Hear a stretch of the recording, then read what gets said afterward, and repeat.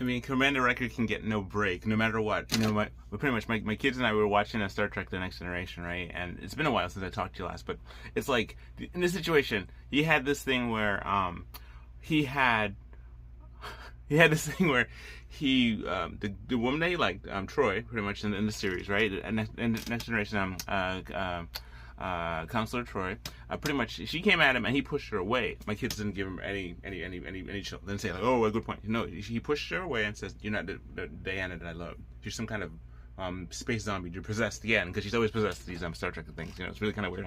And then he had a situation where he was like he had no sleep, and he was having no sleep in one of these shows, and it was like he had a scenario where they were tormenting him in this sleep thing, and he was able to recreate this whole thing by this torture chair he was in, and they had severed his hand and they reconnected it wrong, so his hand's a little slightly off, you know, and the kids still didn't give him any chill.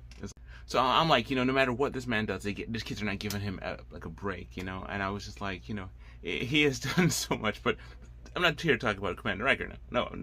Even though he's a pretty cool person too, you know, I'm beginning to think that he's actually a pretty interesting character written in there, better than all the other characters. Well, I mean, Data's really cool. No one's fronting the fact about Data, and the kids just absolutely love, without question, they love Data. So that's something.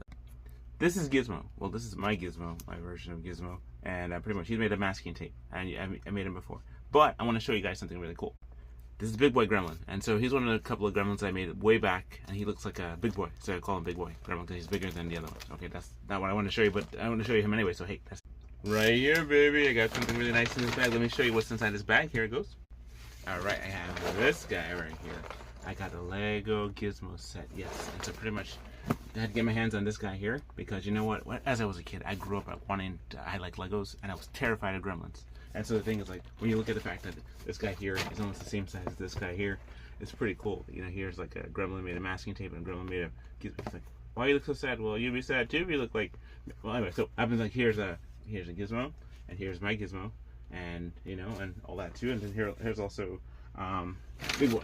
Big Boy's right here. So anyway, that's him. For the most part, though. I mean, if you made it this part of the tape, I mean, that's actually kudos to you, because it's like, I haven't spoken to y'all in a long time. It's been busy. I've been working on stuff. I've been just like doing different things here and cutting stuff and working on things and doing the Fox Mouse thing with the whole pokey thing with all that. And so what happens is, like, I haven't finished it up yet, but I'm just in the process of completing it all. But I want to know that everything is going well and we're doing pretty good. And they even made the One Life Must Art doll, pretty much. So that's something they're pretty.